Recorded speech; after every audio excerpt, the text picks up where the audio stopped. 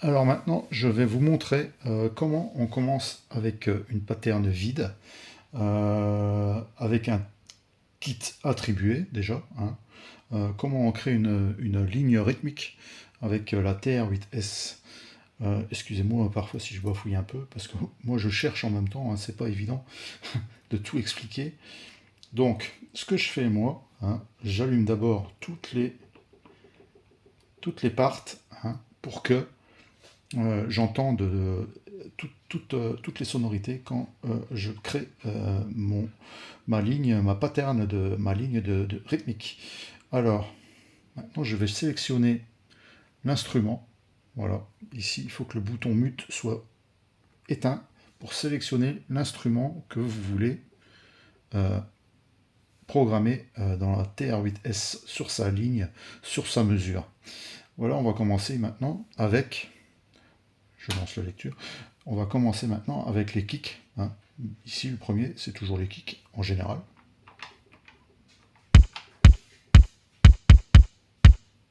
Voilà, c'est assez simple, hein. Si on veut augmenter le son, diminuer le son, chaque part a ses programmations. Ici on a quoi? Le tune.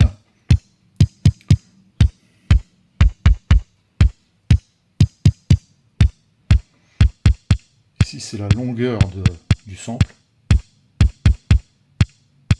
On entend bien, hein. Et ici c'est l'attaque.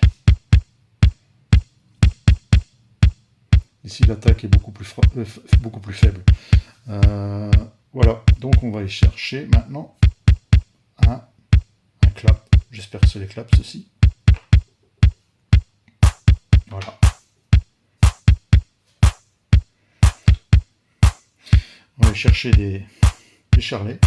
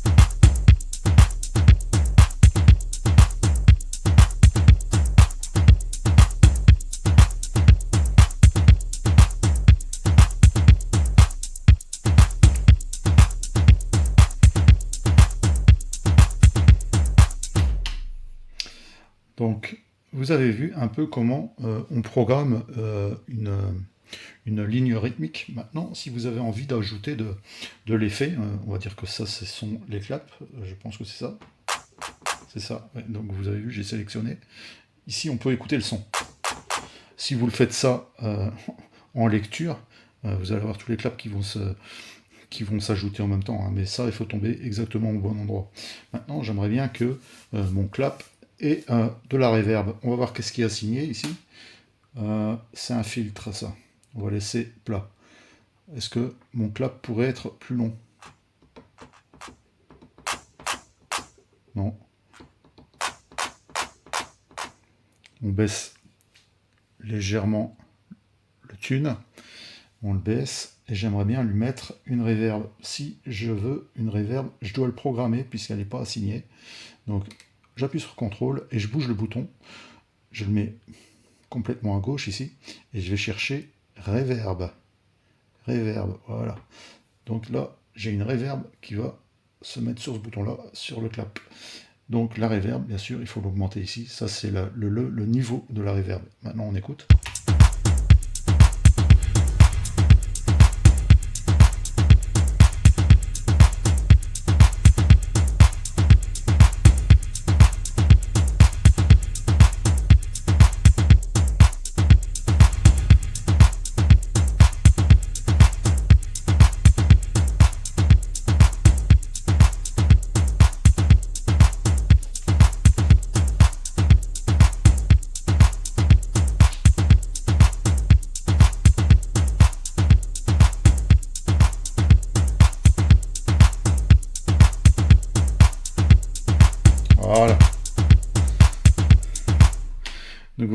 en quelques mouvements, on peut régler sa rythmique, hein. Bien sûr, il y a tous les réglages à faire minutieux, hein, reverb. Maintenant, j'aimerais bien, sur mon clap, encore une fois, ajouter du délai. Bon, c'est le même principe, hein. Je vais plus utiliser le même bouchon, le même bouton. Je vais utiliser celui-ci. Ici, c'est le decay. Maintenant, je vais retourner ici, contrôle, et mettre le délai. Voilà. Maintenant, ce bouton-là n'est plus de la reverb, c'est du délai. Voilà.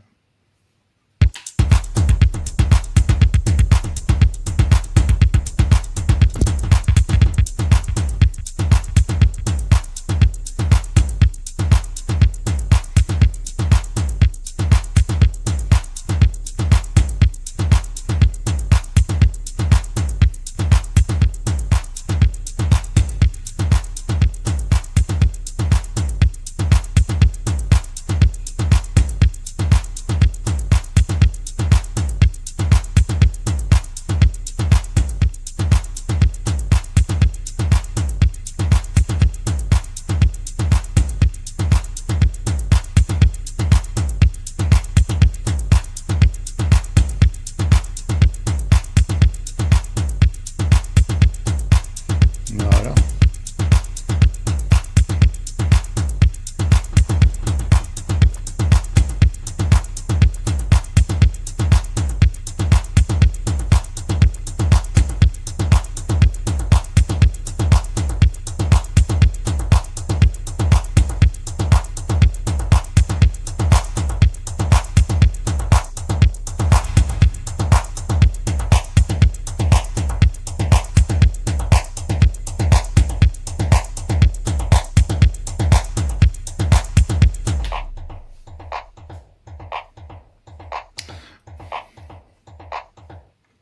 Bien entendu, ici, on entend qu'il y a d'autres instruments qui ont été,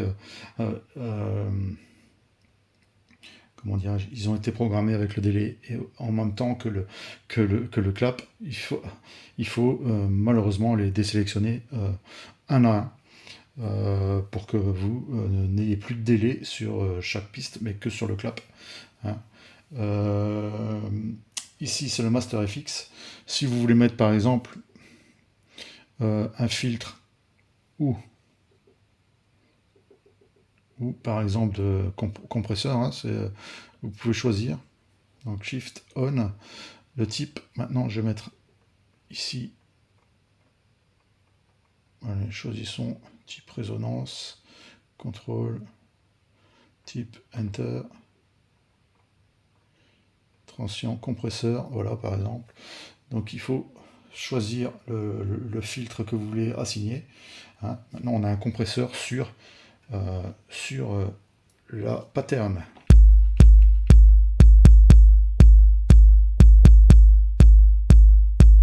Pour ce deuxième module, c'est à peu près tout. Comment on crée